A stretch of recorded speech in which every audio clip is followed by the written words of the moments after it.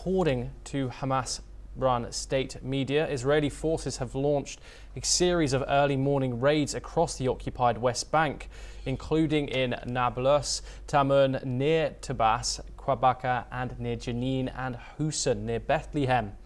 This comes as the Israeli military issues a new forced displacement order for the southern city of Rafah, warning of imminent intense combat operations.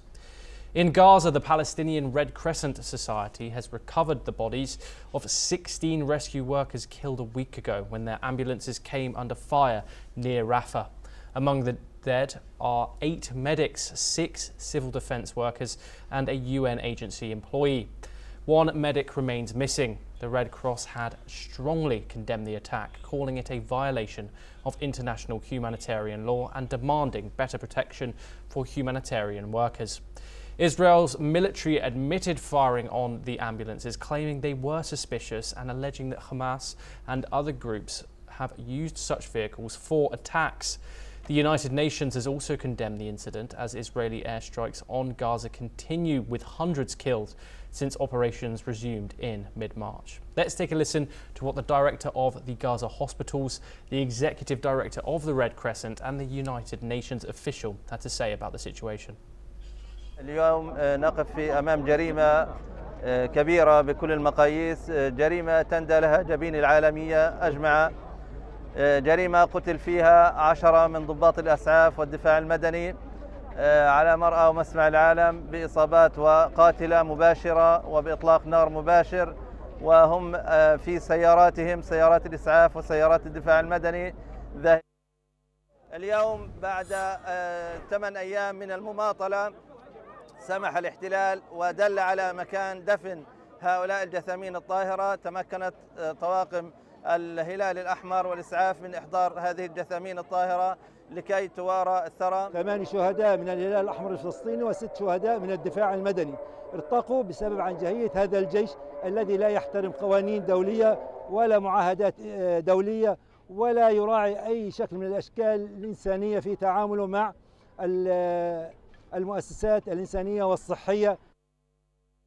Health workers should never be a target, and yet we're here today digging up a mass grave of first responders and paramedics. 7 days ago, civil defense and PRCS ambulances arrived at the scene. One by one, they were hit, they were struck. Their bodies were gathered and buried in this mass grave. We're digging them out in their uniforms, with their gloves on. They were here to save lives. Instead, they ended up in a mass grave. Their vehicles, their ambulances, UN vehicles, civil defense vehicles are crushed and dumped, covered in sand next to us. It's an absolute horror. What has happened here? This should never happen. Healthcare workers should never be a target. We are now joined by Joshua Barnes, correspondent for NewsX and anchor for NewsX World, to discuss this further.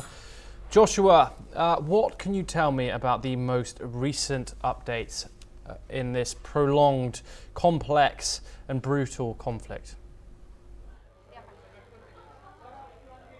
Yes, absolutely, Thomas. You've mentioned already the strikes, of course, that are continuing from Israeli forces this time of year for people living in Gaza. Palestinians, of course, is part of the holy month of Ramadan. We are now in Eid, second day of celebrations for Eid. So we are looking really at a difficult time for those living in Gaza, given the fact that these bombs are continuing. You mentioned already, of course, in Rafah, another evacuation order. Rafah, a place which during the initial phase of the war saw a lot of bombing, a lot of displacement as well, a lot of people moving from Rafah northwards. The memories that this will be bringing back to them of that 15-month conflict before the first phase of the ceasefire was agreed in January. But looking forward now, we are in a position where there are continued negotiations happening.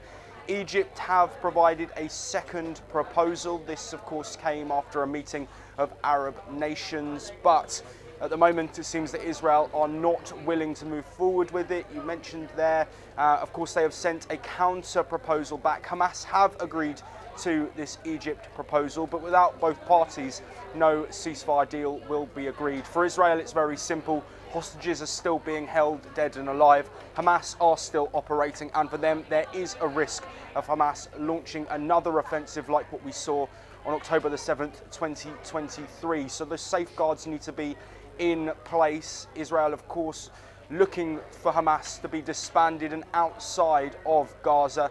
We can't forget as well the ramifications of Donald Trump and his impact and influence in these negotiations that we have seen.